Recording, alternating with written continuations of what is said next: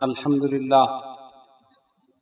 للہ رب العالمین والصلاة والسلام علی من کان نبیا وآدم بین الماء والطین وعلی آلہ واصحابہ اجمعین اما بعد فاعوذ باللہ من الشیطان الرجیم بسم اللہ الرحمن الرحیم ما کان محمد ابا احد من رجالکم ولکن رسول اللہ وخاتم النبیین صدق اللہ العظیم۔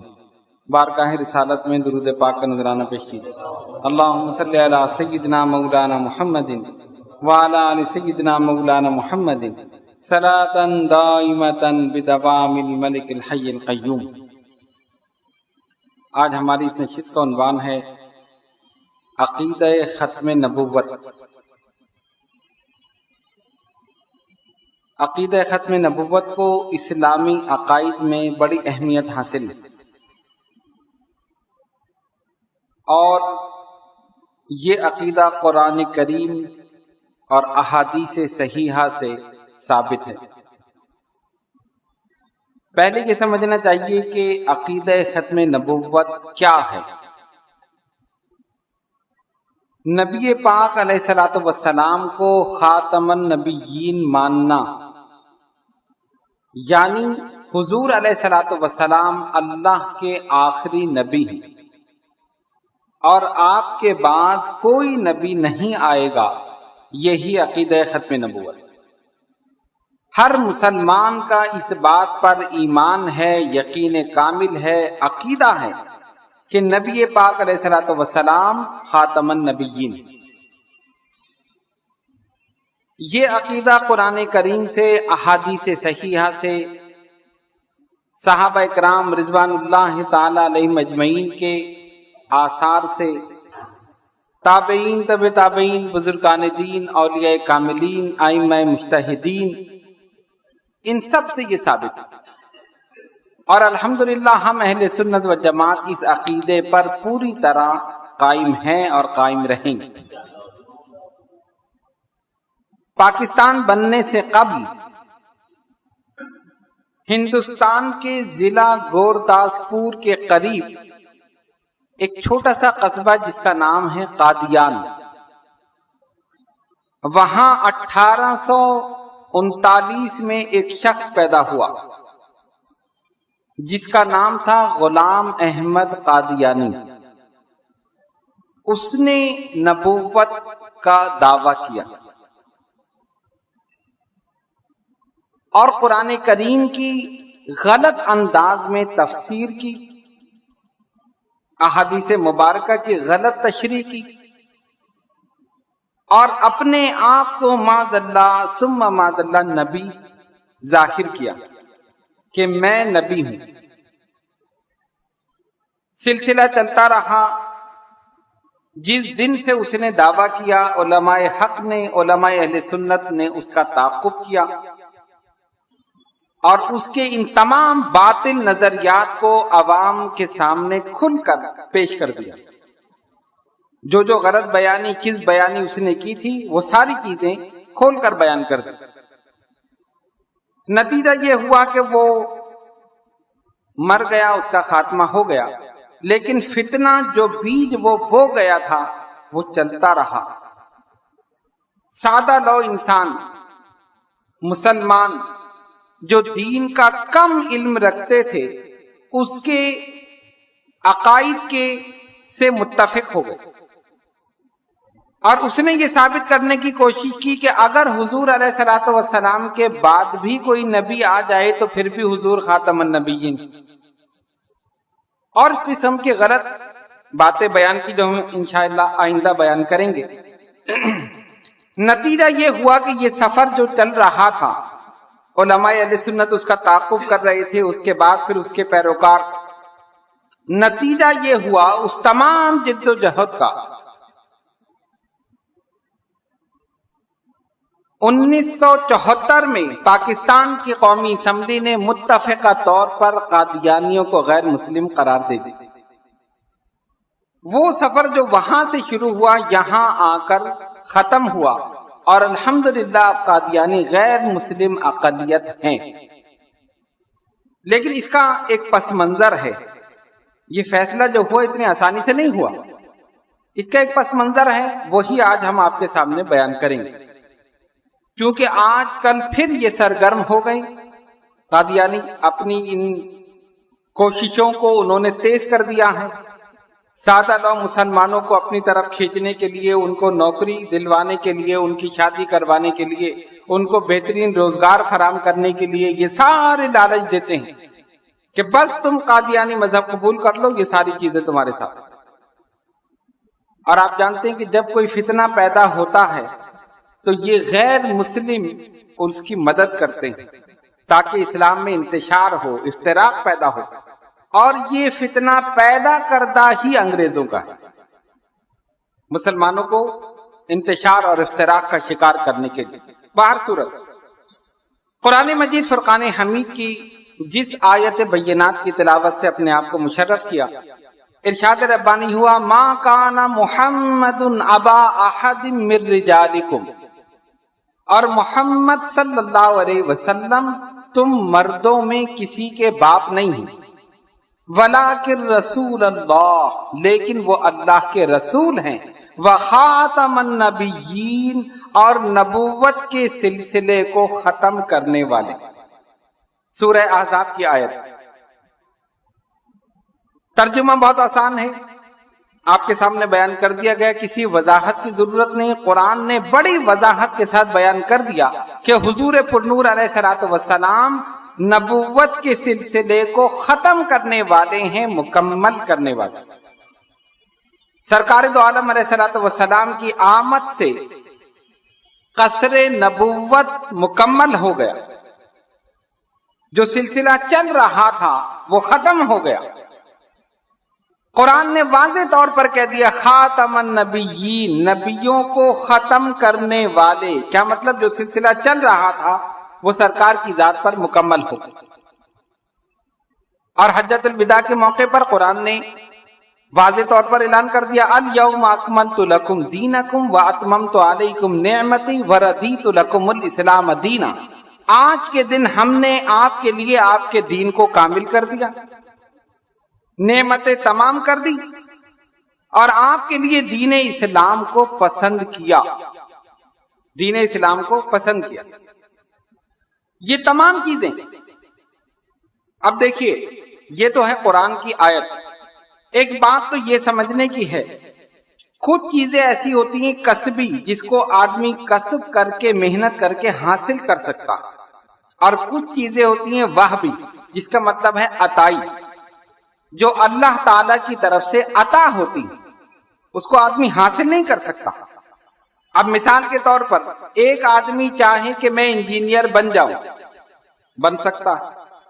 ایک آدمی چاہے کہ میں ڈاکٹر بن جاؤں، بن سکتا ہے۔ جج بن جاؤں، بن سکتا ہے، کوشش کر کے محنت کر کے بن جائے۔ لیکن اگر چاہیں کہ نبی بن جاؤں تب بن سکتا ہے؟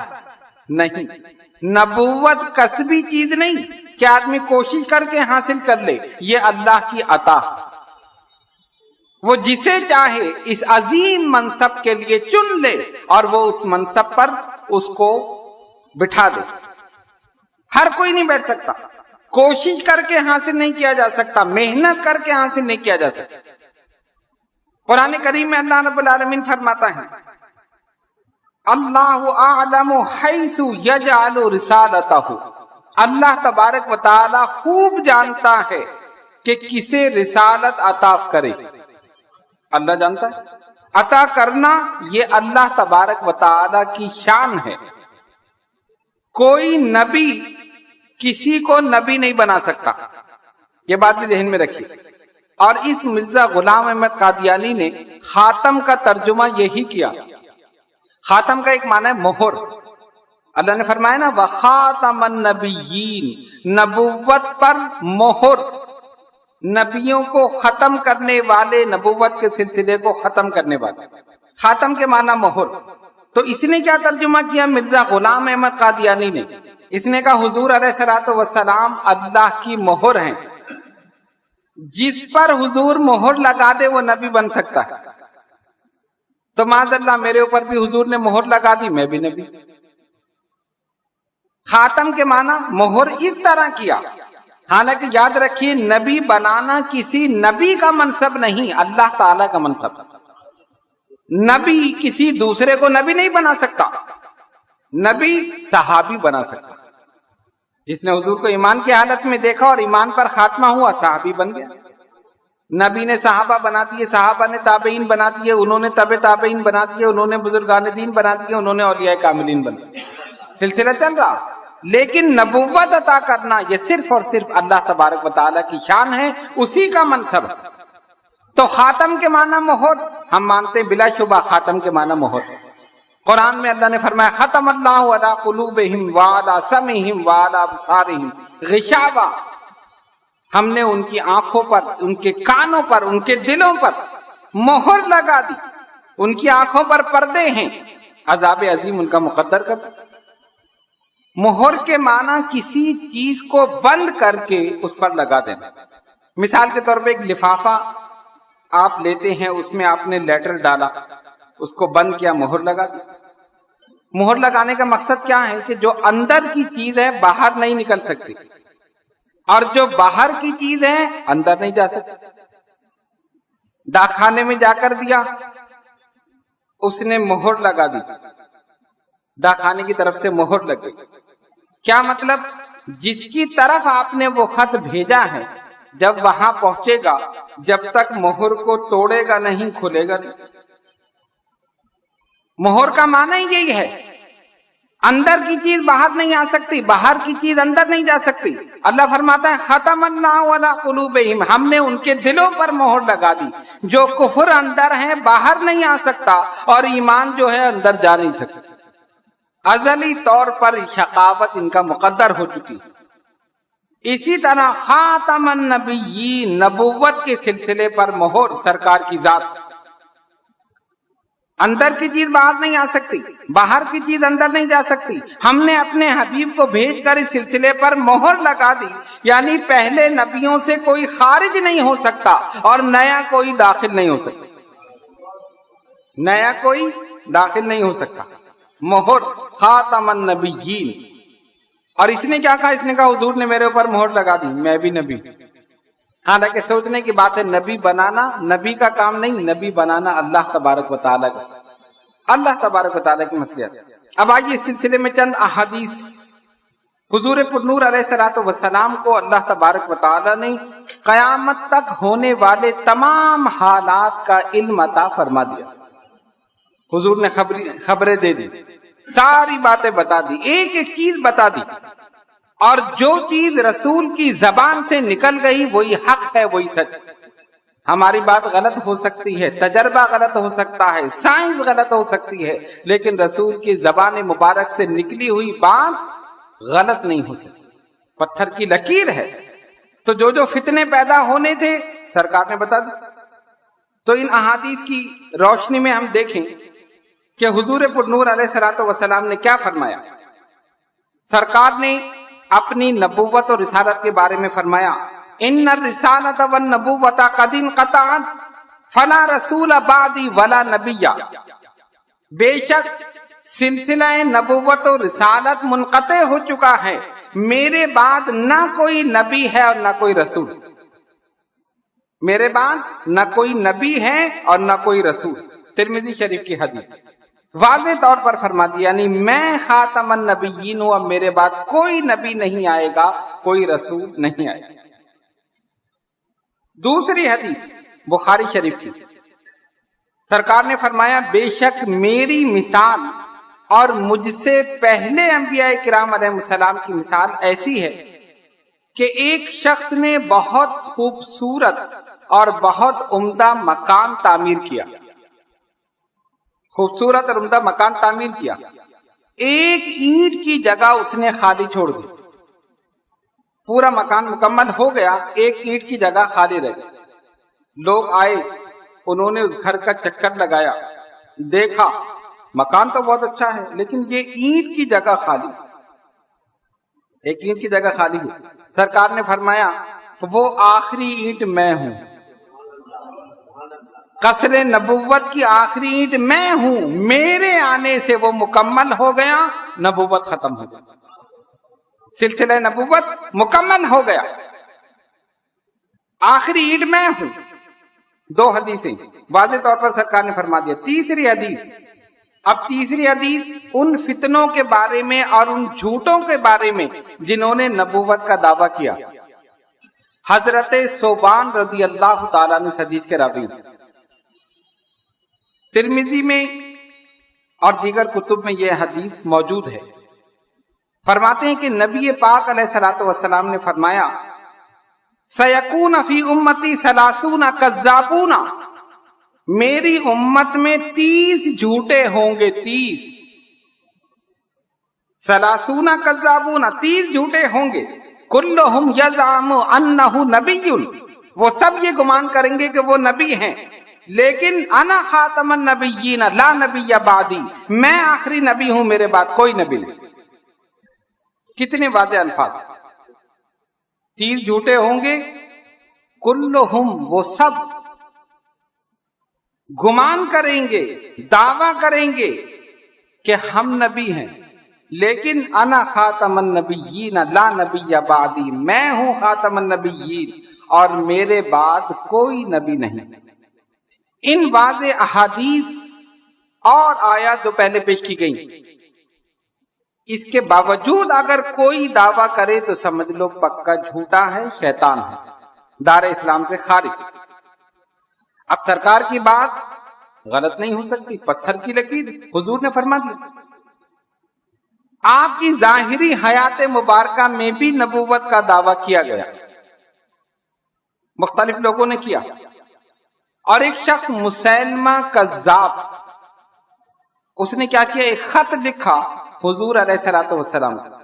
پہلے تو اس نے نبوت کا دعویٰ کیا، اس کے بعد خط بھیجا نبی پاک علیہ الصلوۃ والسلام، اور اس میں کیا لکھتا ہے، اے محمد صلی اللہ علیہ وسلم، اللہ کی اس زمین کو 2 حصوں میں تقسیم کر لیں، آدھی آپ لے لیں، آدھی میں لے لیں، جیسے سودے بازی ہو رہی، یعنی آدھی پر میری نبوت چلے گی، آدھی پر آپ کی چلے گی، آدھی آپ لے لیں، آدھی میں لے لوں۔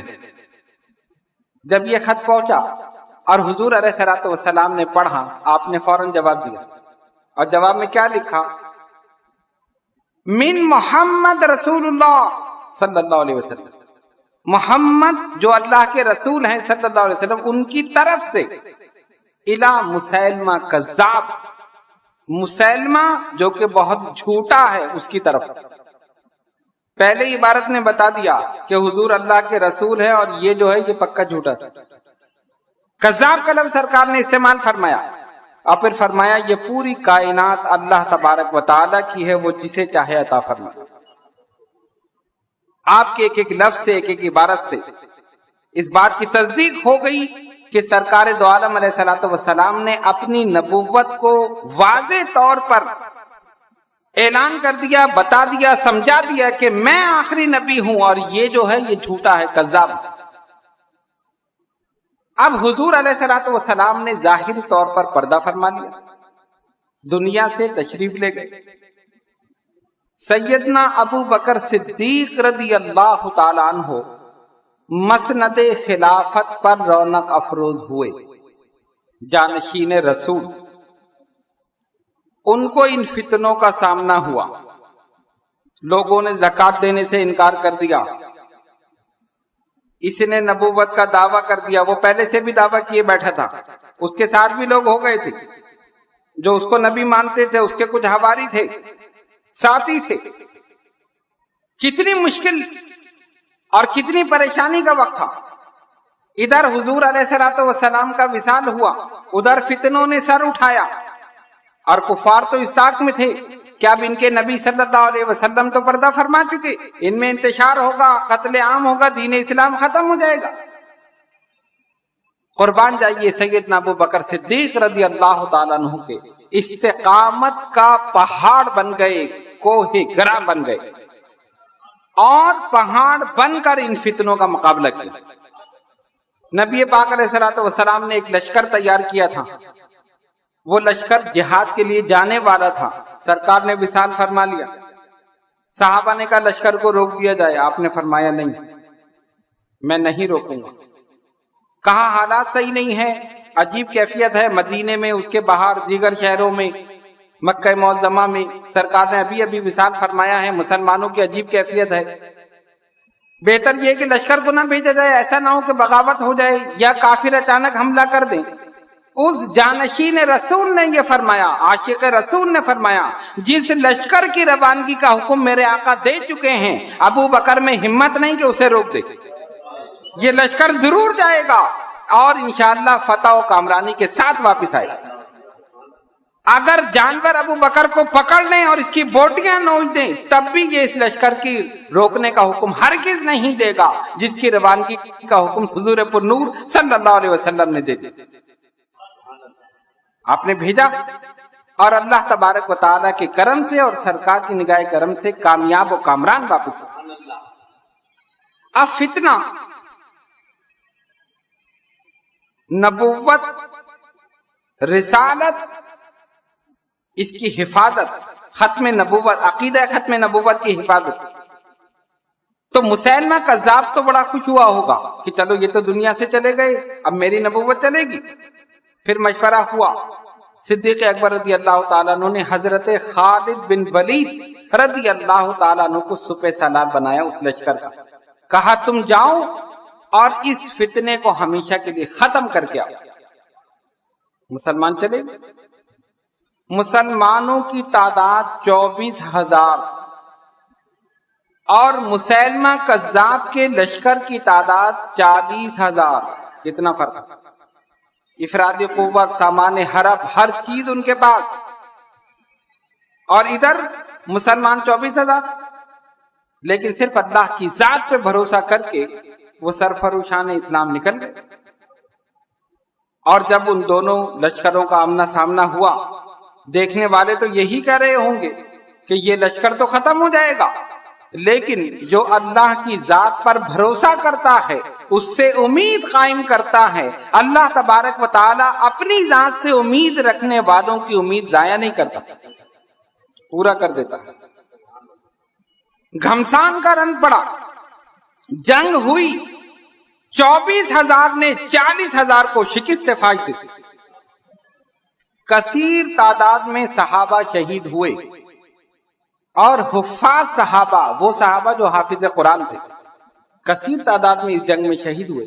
بلکہ بعض مورخین نے لکھا کہ نبی پاک علیہ الصلوۃ والسلام کے ظاہری زمانہ مبارکہ میں جتنی جنگیں ہوئی، اس میں جتنے مسلمان شہید ہوئے، اگر ان سب کا حساب لگایا جائے تو اس سے زیادہ مسلمان اس جنگ میں شہید ہوئے جو مسیلمہ کذاب سے ہوئی، اتنی تعداد میں مسلمان شہید، حفاظ قرآن کی کثیر تعداد شہید ہو، لیکن بالآخر مسلمانوں کو فتح و نصرت حاصل ہوئی، کامیاب و کامران ہوئے، اور وہ بدبخت جھوٹا کذاب مسیلمہ واصل جہنم ہو گیا، اور اس کو قتل کیا حضرت وحشی رضی اللہ تعالیٰ عنہ۔ حضرت وحشی کو آپ جانتے ہو، جنہوں نے حضرت امیر حمزہ رضی اللہ تعالیٰ عنہ کو شہید کیا۔ اس وقت وہ حالت کفر میں تھے، اپنے ایک چھوٹے سے نیزے سے انہوں نے وار کیا جو ان کے شکم سے پار ہو گیا، وہ نیچے گرے، اس کے بعد انہوں نے سینہ چیر کر کلیجہ نکالا، ہندا کو دیا، اس نے چبایا، کھانا چاہا لیکن بعد میں تھوک دی، ان کے ناک کان کاٹ لیے گئے، لاش کو بہت بری طرح مسلح کیا گیا۔ بات صورت ایسی کیفیت میں حضور علیہ الصلوۃ والسلام نے اپنے پیارے چچا کی کٹھی پھٹی لاش دیکھی، زخموں سے چور چور، حضور کی مبارک آنکھوں سے آنسو جاری ہوئے۔ یہ پورا قصہ ہو چکا۔ اس کے کچھ عرصے کے بعد جب یہ واپس آئے، اسلام قبول کرنے کے لیے آئے، اب دیکھیے حضور کی شان رحمت، جنہوں نے حضرت حمزہ رضی اللہ تعالیٰ عنہ کو شہید کیا، اب وہی اسلام قبول کرنے کے لیے، ان کا نام تھا وحشی، حضور کی بارگاہ میں سرکار نے فرمایا تم نے میرے چچا کو شہید کیا؟ ہاں یا رسول اللہ میں نے کیا۔ حال بیان کرو کس طرح کیا؟ انہوں نے پورا منظر سرکار کے سامنے بیان کیا، وہ بیان کرتے رہے، آقا دو جہاں صلی اللہ علیہ وسلم کی مبارک آنکھوں سے آنسو ٹپک۔ حضور بڑی ان سے محبت کرتے تھے اور وہ بھی سرکار سے بڑی محبت کرتے. یہ پورا بیان کر چکے. پھر انہوں نے کہا یا رسول اللہ میں اسلام قبول کرنے آیا ہوں, میں اسلام قبول کرنے آیا ہوں, کیا میں اسلام قبول کر لوں تو گزشتہ گناہ معاف ہو جائیں گے؟ فرمایا ہو جائیں گے. کیا قیامت میں آپ کی شفاعت ملے گی؟ کہاں ملے گی. کیا مجھے جنت ملے گی؟ کہاں ملے گی. کلمہ پڑھ کے اسی وقت مسلمان ہو گئے. لیکن سرکار نے صرف ایک جملہ فرمایا. حضور کی شان رحمت دیکھیے, شفاعت کا وعدہ بھی فرما دیا, جنت کی بشارت بھی دے دی, گزشتہ گناہوں کی معافی کی بشارت بھی دے دی, سب کچھ دے کر اسے مسلمان کر لیا. بس ایک جملہ فرمایا, میرے سامنے نہ آیا کر, تجھے دیکھ کر مجھے اپنے چچا کی لاش یاد آ جائے, میرے سامنے نہیں آئے. صرف یہ جملہ فرمایا. کوئی اور ہوتا تو اسی وقت بھگا دیتا, لیکن اتنے ناز اٹھا کر اس کو مسلمان کر لیا, دامن رحمت میں چھپا لیا. یہ رحمت للعالمین کی شان. تو عرض یہ کر رہا تھا کہ وہی حضرت واشی جنہوں نے حضرت امیر حمزہ رضی اللہ تعالیٰ عنہ کو شہید کیا تھا, وہ اس لشکر میں شامل تھے جو مسیلمہ کذاب کو قتل کرنے کے لیے, واصل جہنم کرنے کے لیے گیا, اور انہوں نے ہی ان کو یہ سعادت ملی کہ انہوں نے اس بدبخت کو واصل جہنم کر دیا. اور اس کے بعد وہ یہ کہتے تھے کہ میں نے 2 شخصوں کو قتل کیا ہے, زمانہ جاہلیت میں نے بہترین شخص کو شہید کیا حضرت حمزہ, اور زمانہ اسلام میں یعنی اسلام لانے کے بعد بدترین شخص کو قتل کیا, واصل جہنم کیا, مسیلمہ کذاب, انہی کے ہاتھوں واصل جہنم. تو صدیق اکبر رضی اللہ تعالیٰ عنہ نے اس فتنے کو ہمیشہ کے لیے ختم کر کے رکھ دیا. تو سرکار نے جو بشارت دی تھی, جو خبریں دی تھیں, یہ چیزیں ہوں گی, وہ سب ہونی تھی, زبان رسالت سے نکل گئے. 30 کذابون, 30 جھوٹے ہوں گے, مختلف اوقات میں نکلتے رہے, فنا ہوتے رہے, نکلتے رہے, فنا ہوتے رہے. آقا کی ختم نبوت کا جھنڈا اسی طرح لہراتا رہا اور قیامت تک لہراتا رہے. وقت گزرتا رہا. پھر جس طرح کہ میں نے ابتدا میں بیان کیا, پاکستان بننے سے قبل 1839 میں ضلع گورداسپور کے قریب قصبہ قادیان میں مرزا غلام احمد قادیانی نامی شخص پیدا ہوا. اس نے آگے چل کر نبوت کا دعویٰ کر دیا. اب ظاہر ہے اس کو دعویٰ کرنے کے لیے بڑی محنت کرنی پڑی, اسی لیے کہ ہم بتا چکے ہیں کہ نبوت کذبی چیز نہیں, عطائی چیز ہے, واہبی چیز ہے. اللہ جس کو چاہے عطا کر دے, وہ منتخب کر لیتا ہے, چن لیتا ہے اور اس کو منصب نبوت پر بٹھا دیتا ہے. اور کوئی خود بیٹھے تو بڑی محنت کرنی پڑتی. آیتیں قرآن کی موجود ہیں, احادیث موجود ہیں, اب اس کے ہوتے ہوئے کوئی گھس جائے خود بخود نبوت کے سلسلے میں داخل ہونا چاہے, تو اس بیچارے نے غلام احمد قادیانی نے خاتم کا معنی مہر کر دیا اور اپنی کتابوں میں لکھا کہ حضور کے پاس مہر ہے, وہ جس پر مہر لگا دے وہ نبی. تو میرے اوپر بھی مہر لگا دی حضور نے, میں بھی نبی, معاذ اللہ. پھر اس نے کہا مجھ پر الہام ہوتے ہیں. اب دیکھیں, نبوت کا تحقق ہوتا ہے وحی سے, اللہ تعالی کی طرف سے وحی بھیجی جاتی ہے, جبھی تو ایک تعلق قائم ہوتا ہے نا. دوسری بات, نبوت ثابت ہوتی ہے معجزے سے. معجزہ دکھاتے ہیں نا, وہی کہتے ہیں نبی, میں نبی ہوں, کا معجزہ دکھائیے. اگر آپ اللہ کے نبی ہیں تو کوئی معجزہ دکھائیے. نبی پاک علیہ الصلوۃ والسلام نے کثرت سے معجزات دکھائے, بلکہ گزشتہ انبیاء کرام علیہ السلام سے جتنے معجزات ثابت ہوئے اللہ تبارک و تعالی نے سب کے سب سرکار کی ذات میں جمع فرما دیے. اب آپ اس طرح سمجھے کہ جو آخر میں ہوتا ہے وہی مکمل ہوتا ہے, جو آخر میں ہوتا ہے نا وہی سب سے مکمل. اب اس کی مثال آپ یہ سمجھیں, ایک ایسی مثال دے دوں کہ بات آپ کے ذہن میں بیٹھ جائے. یہ موبائل ہے, موبائل ہے نا. جب پہلے شروع میں موبائل آیا تھا تو کیسا تھا؟ اتنا بڑا. اس کے لیے جیب نہیں, بیگ چاہیے, بیگ ہوتا تھا لٹکا کے لے کے جا رہا. اس کے بعد انہوں نے تحقیق کی ہوگی, نہیں یہ تو اس میں تو کمی ہے, ایسا نہیں, اس کو چھوٹا کرو, تھوڑا سا اور چھوٹا کرو. پھر کیا تھا, تھوڑا سا بڑا، اس سے چھوٹا جو پہلے تھا، اس کے ساتھ اس کی بیٹری کے لیے چارجنگ کے لیے اس میں لگا دیا، فکس کر دیا، اور ترقی ہوئی اور چھوٹا اور چھوٹا اور چھوٹا، یہاں تک پہنچا، بلکہ اس سے آگے بھی پہنچ گیا ہے نا۔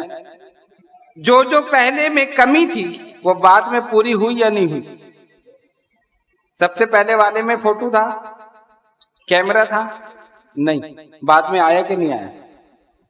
اچھا، بعد والوں نے پہلے والے کی نفی کی؟ بات سمجھ رہے ہیں؟ جو بعد میں موبائل آیا اس نے کہا کہ نہیں پہلا غلط تھا؟ نہیں کہا۔ کیوں؟ اس لیے نہیں کہا کہ وہ بھی صحیح تھا بھائی، اس میں تھوڑا سا اضافہ تھا۔ جو پہلے میں کمی تھی دوسرے میں پوری کر دی، جو دوسرے میں تھی تیسرے میں کر دی، جو تیسرے میں تھی چوتھے میں کر دی، یہ کمی پوری ہو رہی ہے۔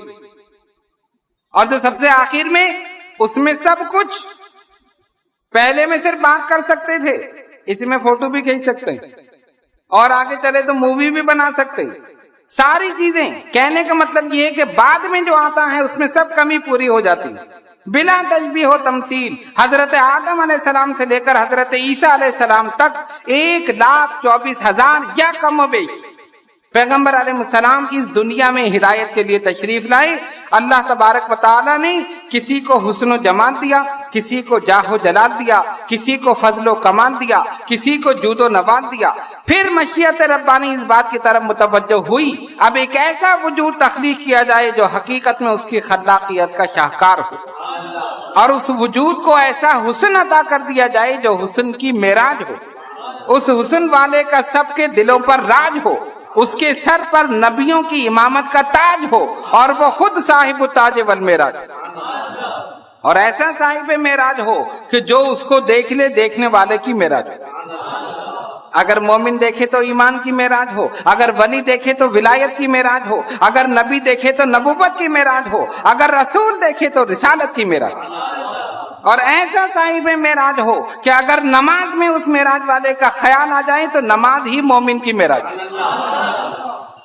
جتنی کمی تھی سب سرکار کی ذات میں پوری کر دی، اور وہی نازل کر دی، الیوم اکملت لکم دینکم واتممت علیکم نعمتی ورضیت لکم الاسلام دینا۔ اے محبوب، آج کے دن ہم نے دین کو کامل کر دیا، نعمتیں تمام کر دی، اور آپ کے لیے دین اسلام کو پسند کیا، دین اسلام کو پسند کیا۔ پتہ یہ چلا کہ جتنی کمی تھی سب پوری ہو چکی۔ حضور کی ذات کامل اور اکمل ذات، اس لیے کہ نبی کی سیرت ایسی ہونی چاہیے کہ جو جس نظر سے دیکھے ویسی ہدایت حاصل کرے، ٹھیک ہے نا۔ حضرت عیسیٰ علیہ السلام نے تجرد میں زندگی گزاری، شادی نہیں کی۔ اب جو لوگ شادی شدہ ہیں ان کے لیے حضرت عیسیٰ کی زندگی میں رہنمائی کیسے ملے؟ وہ کیسے رہیں؟ انہوں نے تو شادی نہیں کی، صحیح ہے نا۔ حضرت سلیمان علیہ السلام نے شاہانہ زندگی گزاری۔ جو فقیر ہیں وہ کیسے رہنمائی حاصل کرے؟ کیسے رہنمائی حاصل کرے؟ اس لیے بڑا ضروری تھا کہ یہ سب نبی آئے اور آ کر چلے گئے، دنیا کو ہدایت پہنچا کر چلے گئے۔ کسی کو حسن و جمال، جاہ و جلال، فضل و کمال، جود و نوال سب دے دیا گیا۔ اب ایک ایسے وجود کی ضرورت تھی کہ جس کے اندر سب کچھ جمع کر دیا جائے، جو جس نظر سے دیکھے وہیں سے ہدایت حاصل کرے۔ اس لیے اپنے حبیب پاک صاحب الاولاد صلی اللہ علیہ وسلم کو بھیج دیا، اے محبوب آپ جائیے اور ایسی کامل سیرت ان کے سامنے پیش کر دیجئے کہ جو بھی آپ کو دیکھے وہیں سے رہنمائی حاصل کرے۔ اگر ایک جج رہنمائی حاصل کرنا چاہتا ہے تو حضور کی سیرت میں موجود ہے۔ ایک مزدور اگر یہ کہتا ہے کہ میں مزدور ہوں تو اس کو کمتری کا شکار ہونے کی ضرورت نہیں، وہ فخر کر سکتا ہے کہ میرے آقا نے بھی مسجد نبوی کی تعمیر میں حصہ لیا۔ حضور فخر مزدورہ بن گئے، مزدوروں کے لیے فخر کی بات ہو گئی۔ اگر کوئی بھوک سے پیٹ پر پتھر باندھتا ہے تو وہ بھی دیکھ لے کہ آقا نے بھی پتھر باندھا۔ کوئی فقیر ہے تو حضور کی زندگی میں سیرت موجود ہے، امیر ہے تب سیرت موجود ہے۔ جس نظر سے دیکھو کامل اور اکمل وجود اللہ تبارک و تعالی نے بھیج دیا، اور جب کامل اور اکمل بھیج دیا تو اب کسی اور کو بھیجنے کی ضرورت ہی نہیں۔ ضرورت ہے بھیجنے کی، ضرورت پوری کر دی۔ جتنے شعبے تھے جتنی چیزیں تھی سب حضور کی ذات میں موجود. ہجرت بھی موجود ہے، جنگ بھی موجود ہے، معاہدہ امن بھی موجود ہے، حسن حسین کی تربیت بھی موجود ہے، غیر مسلموں کے ساتھ حسن سلوک بھی موجود ہے، رشتہ داروں کے ساتھ حسن سلوک بھی موجود ہے. پوری کائنات میں جو کچھ ہونا تھا، جتنے نظام تھے، ہر چیز کا مرکز اور منبع بنا دیا ذات پاک محمد مصطفیٰ صلی اللہ علیہ وسلم. اب جو بھی رہنمائی چاہتا ہے میرے محبوب کی ذات کو دیکھیں. لَقَدْ كَانَ لَكُمْ فِي رَسُولِ اللَّهِ أُسْوَةٌ حَسَنَةٌ، بے شک رسول اللہ صلی اللہ علیہ وسلم کی ذات میں، ان کی ہستی میں تمہارے لیے بہترین نمونہ. تو اب جب کامل ذات آ گئی تو ضرورت تھی کہ اس کے اوپر جو کتاب نازل کی جائے وہ بھی کامل ہو. جب ان میں کمی نہ ہو تو اس میں بھی کمی نہ ہو. تو جس طرح حضور علیہ الصلوۃ والسلام کی ذات میں کمی نہیں ہے، اسی طرح جو کتاب نازل ہوئی قرآن کریم اس میں بھی کمی نہیں. سرکار کے آنے کے بعد نبی کی ضرورت نہیں اور قرآن کے نازل ہونے کے بعد کسی کتاب کی ضرورت نہیں. دونوں کامل اور اکمل ہیں. ایک خاموش قرآن ہے تو ایک بولتا ہوا قرآن. خاموش کر رہے تو خدا کی کتاب ہے اور بولنے لگے تو رسالت مآب. جو قرآن کہہ رہا ہے حضور کر کے بتا. تو یہ سلسلہ چلتا رہا، نبوت کے سلسلے پر مہر لگا دی. اور جو ہم نے آپ کے سامنے بیان کیا کہ جن لوگوں نے نبوت کا دعویٰ کیا، سرکار نے پہلے بتا دیا تھا 30 کذابون، 30 جھوٹے ہوں. صحابہ نے کچل دیا، بعد میں ہوئے تو تابعین نے کچل دیا، فتنے پیدا ہوتے رہے، کچلے جاتے رہے. پھر ہندوستان میں یہ فتنہ پیدا ہوا مرزا غلام احمد قادیانی کا. علماء اہل سنت نے اسی وقت سے اس کا تعاقب کیا. امام اہل سنت مولانا شاہ احمد رضا خان محدث بریلوی نے اس کے خلاف فتویٰ دیا.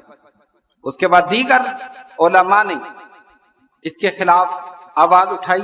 نہ صرف آواز اٹھائی بلکہ تحریک چلائی اور اس فتنے کو جڑ سے اکھاڑ کر پھینکی. نبی کی شان یہ ہے کہ اس کے منہ سے جو نکل جائے وہی حق ہے، وہی سچ ہے. اور اس کی کیفیت یہ تھی جتنی پیشن گوئیاں اس نے کی سب غلط ثابت ہوئی، ایک بھی صحیح نہیں ہوئی. اس لیے کہ خود ہی صحیح نہیں تھا تو پیشن گوئی کیا صحیح. ہمارے نبی کی شان یہ ہے کہ حضور کی احادیث غیر مسلم بھی آج پڑھ رہے ہیں اور دیکھ رہے ہیں ان کے نبی نے یہ فرمایا ہے، یہ تو ہوگا ضرور، اس لیے کہ ان کی زبان سے نکل گیا. مانتے نہیں ہیں لیکن یہ مانتے ہیں جو انہوں نے کہہ دیا وہ ہونا ہے.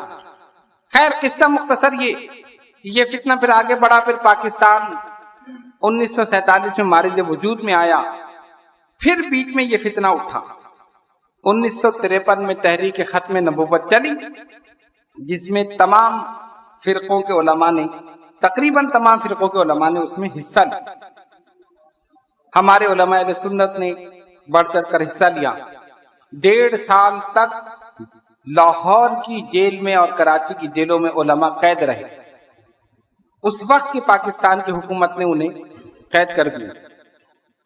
مولانا ابو الحسنات سید محمد احمد قادری اشرفی رحمت اللہ تعالی اور ان کے صاحبزادے مولانا سید خلیل احمد قادری اشرفی رحمت اللہ علیہ، یہ دونوں تحریک پاکستان میں تھے.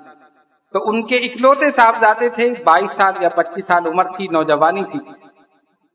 قادیانیوں کے خلاف تقریر کی، فتنے کے خلاف تقریر کی.